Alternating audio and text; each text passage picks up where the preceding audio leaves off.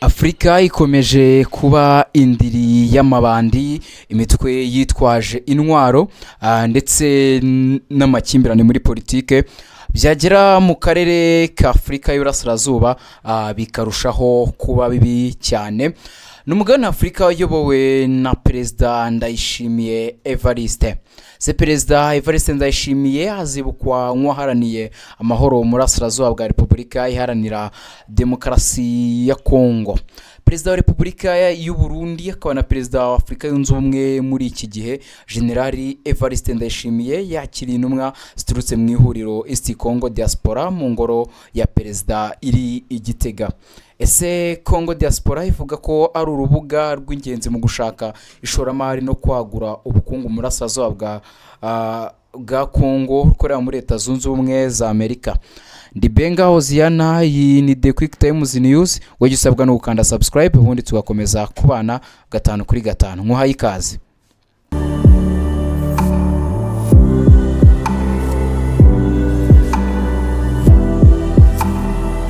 Kuri uyu wa gatatu umuyobozi w'izo ntumwa Pastor Joshua Kipezi Munonge yashyikirije Perezida Evariste Ndayishimiye impano yifotoye mu rwego rwo gushimira ubwitange adahwema kugaragaza mu guharanira amahoro, umutekano n'ubwiyunge mu burasirazuba bwa Repubulika Iharanira Demokarasi ya Kongo, nk'uko byashyizwe ahagaragara na Perezidanse y'u Burundi ibinyujije ku rukuta rwayo rwa X.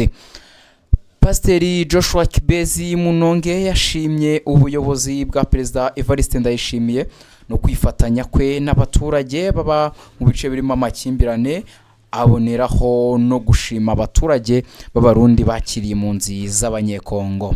Uyu muyobozi w'izo ntumwa yijeje Perezida w'u Burundi ko ibisekuru biriho ndetse n'ejo hazaza muri burasirazuba bwa Repubulika Iharanira Demokarasi ya Kongo bazibuka Perezida Ndayishimiye nk'umuntu warahiriye amahoro, wagize uruhare runini mu gushakira igisubizo kirambye ibibazo by'umutekano mu karere. Ese koko Perezida Evariste Ndayishimiye cyangwa se Neva arashaka umutekano mu karere? Uruhare rw'u Burundi mu kurushaho guhungabanya umutekano mu karere k'ibiyaga bigari wagiye rugarukaho cyane mu ntambara yo mu burasirazuba bwa Repubulika Iharanira Demokarasi ya Kongo. Ubutegetsi bw'Igitega bushinjwa n'ubutegetsi bw'u Rwanda ndetse n'imiryango mpuzamahanga gucumbikira no gufasha imitwe yitwaje intwaro. Ubufatanye buvugwa cyane n'ubukurikira: gufatanya na FDLR, inzego z'umutekano z'u Rwanda n'umuryango mpuzamahanga. Muri raporo zitandukanye bagaragaje ko u Burundi bufasha ndetse bunakorana n'umutwe wa FDLR mu ntara ya Kivu y'Amajyepfo, kandi bikabangamira umutekano w'u Rwanda, dore ko uyu mutwe wa FDLR wiganjemo abasize bakoze jenoside ku butaka bw'u Rwanda muri Mata 1994. Harimo kandi gufasha imitwe nka FLN.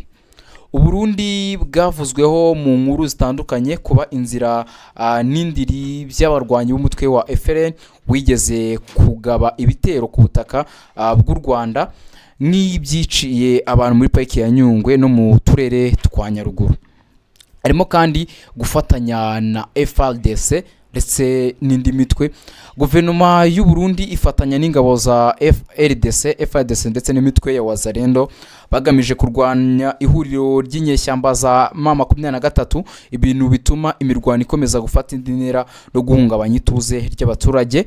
Izi ngabo z'ibihugu byombi kandi zikunze gushinjwa kugira uruhare mu bitero byibasira abaturage cyane abo mu bwoko bw'Abanyamurenge muri Kivu y'Amajyepfo.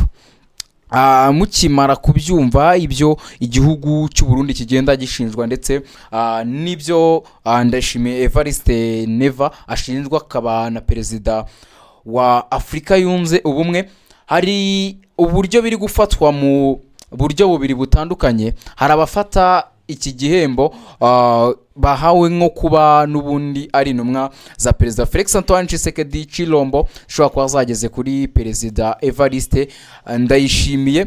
Hari n'abayifata mu buryo bwa politike cyangwa se nk'umukino wa politike ushobora kuba warakinwe kugira bagaragaze uruhare rwa Perezida Evariste Ndayishimiye w'u Burundi mu kugarura amahoro hano ku mugabane wa Afurika, by'umwihariko mu karere ka Afurika y'Iburasirazuba murasirazuba bwa Repubulika Iharanira Demokarasi ya Kongo, akomeza kugaragara imirwano itandukanye murasirazuba bw'iki gihugu, by'umwihariko imirwano ihangayikishije benshi kuri iyi si akaba ari ihuza umutwe w'abarwanyi ba M23 ndetse na FARDC, igisirikare cy'igihugu cya Repubulika Iharanira Demokarasi ya Kongo.